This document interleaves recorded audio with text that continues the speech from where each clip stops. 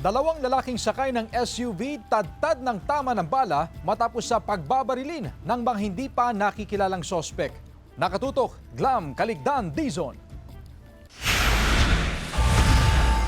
Tadtad ng tama ng mga bala ang SUV na ito matapos tambangan ng mga armadong sospek sa kahabaan ng Barangay Paltit, Badok, Ilocos Norte. Tadtad din ng tama ng bala sa katawan ng dalawang lalaking nakasakay sa SUV. Kinorner po yung sakyan at nung nakordan na po, bumaba po yung mga suspects sa dalawang sakyan na ginamit na pananambang sa mga biktima.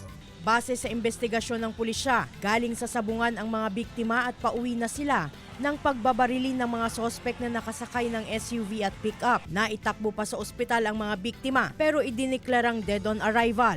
Ayon sa pulisya, 80 basyo ng bala mula sa caliber 45 at caliber 30 ang na-recover sa crime scene. Naka-recover din ang pulisya ng isang 5.56 Colt Armalite rifle at 2 cartridge ng 9mm sa loob ng sasakyan ng mga biktima. Inaalam pa ang motibo sa krimen at pagkakakilanlan ng mga sospek. Wala pang pahayag ang pamilya ng mga biktima.